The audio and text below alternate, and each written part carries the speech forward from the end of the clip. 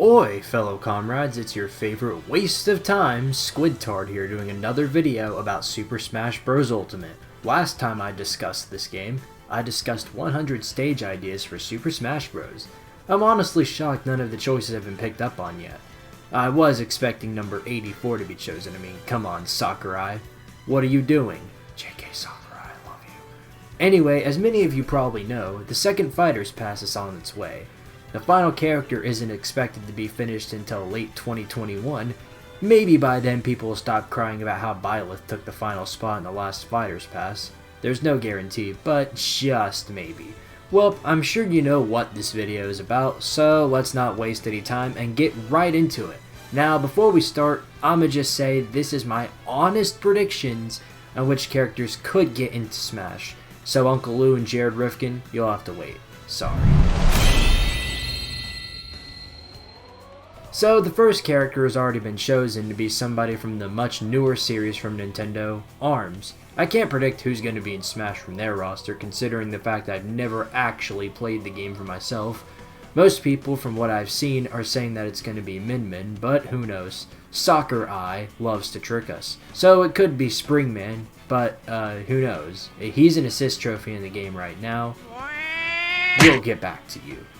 So since that's out of the way, the other 5 characters are completely based on who I think will end up in the game and not who I want in the game. If that were the case, Talion from Shadow of War would be on this list. Or Goku. No! I'll go ahead and start off with the most obvious pick, which is Sora from Kingdom Hearts. This one is obvious, based on the fact that Sora was the most picked character from the last Fighters Pass. He was even above Banjo and Kazooie, which obviously got in already.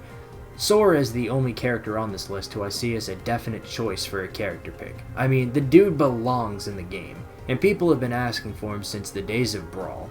I don't see much of a way he doesn't get into Smash Bros. The only problem that lies here is that Super Smash Bros. Character picks are not based on who's popular or loved among the community. It's based on the games. If the character included has a list of games that people will want to play when seeing them in a third-party game, it's more likely that they'll be included in Smash.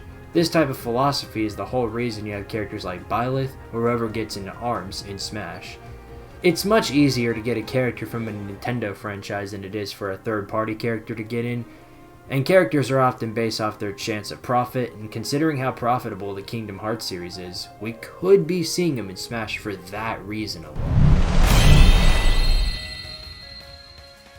This next one is a little bit of a stretch considering it's much more of an Eastern favoring character, but I'm just going to go ahead and say that this character has a solid chance to get in.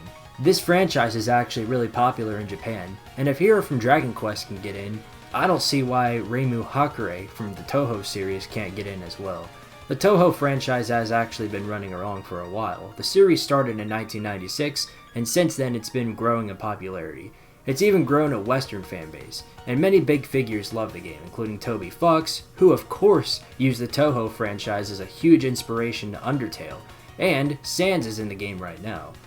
Touhou is practically the face of indie gaming, and that makes the series popular along many. But of course, it's not really about popularity. Touhou itself is an extremely fun game to play, and I don't even get me started on the music. The music itself is just amazing, and it's something that many would have to consider putting into a game like Smash. It's hard to list what goes on in Sakurai's head. It's like he's on some sort of god level. Either way, if he's looking for a well-known Japan rep with a list of fun games and a kick-ass soundtrack, Reimu from Touhou is the best way to go. Super Smash Bros. Ultimate is without a doubt the biggest party game for casuals and competitive players alike. Being able to play as dozens of video game characters and video game mascots is what makes the series so enjoyable to all who play the game. But what if I told you there is a video game mascot that absolutely needs to be in Smash? Well, you'd probably believe me when I say that Crash Bandicoot needs to be in Super Smash Bros. Ultimate. Crash has been one of the biggest mascots PlayStation has to offer. He's been around for quite a while, and his games have been enjoyed by a growing legion of fans for 2 whole decades. The character has made a huge impact in the gaming world, and with the recent release of Crash Bandicoot Insane Trilogy and Crash Team Racing Nitro Fueled, I would definitely say it's more than possible for Crash to be among the rest of the video game mascots. There's been some leaks regarding whether or not we could see him, and those have been on Twitter, which we already know is the most reliable source to exist. Maybe we shall see if Soccer Eye will add him. I remember how crazy people went when Banjo and Kazooie were announced in the game.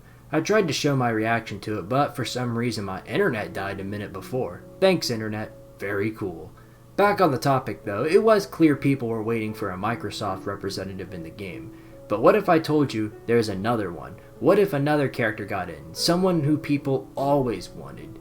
I would say Master Chief, considering how many people want him too, but I'm pretty sure the most likely choice is Steve from Minecraft. Steve has been possibly a symbol of gaming in general. His influence has been all over the world, and Minecraft is one of the best-selling games of all time, on several different platforms. Minecraft is probably the most known game in the entire world. Also, he's got one of the most creative movesets. Get it? Creative? Shut the fuck up! His moveset isn't limited to one thing, and the stage options aren't limited too. It would be really interesting to see him in a fighting game. I'd be shocked if a Microsoft character were to be chosen, but it didn't end up being Steve. My final character on this list should be something that you would expect. It's Waluigi. Now, a lot of people are probably going to say, Waluigi's an assist trophy. Now look, I talked earlier about how unpredictable Sack of Rice actually is. I believe that if the character is this well loved along the community, that there's a way that he could be included in the game. Over the years, people have shown many different movesets for Waluigi, so he's definitely got a moveset that Nintendo could work with. Waluigi is one of the most loved Nintendo characters in the Mario series, which of course is what started the Smash Bros. Franchise. Now, from what I know, this Fighter's Pass is the last remaining list of characters to be included into Smash Bros. Ultimate, and considering how many people have requested for Waluigi in the game since Super Smash Bros. Brawl, and maybe even dating back to Melee, I could see it as a final, say, parting gift for this beloved series. I'm not going to assume that this is the last Super Smash Bros. Game, but it's definitely the most hype-inducing. I'm not sure if a future game can live up to the hype that Super Smash Bros. Ultimate has given this community. If Waluigi were to be the last character to be put into the series, I would not mind that. And those are my thoughts for who I think could end up in the second Fighter's Pass. There's nothing else I can really end off the video with, so here's the gummy bear with all 7 Chaos Emeralds.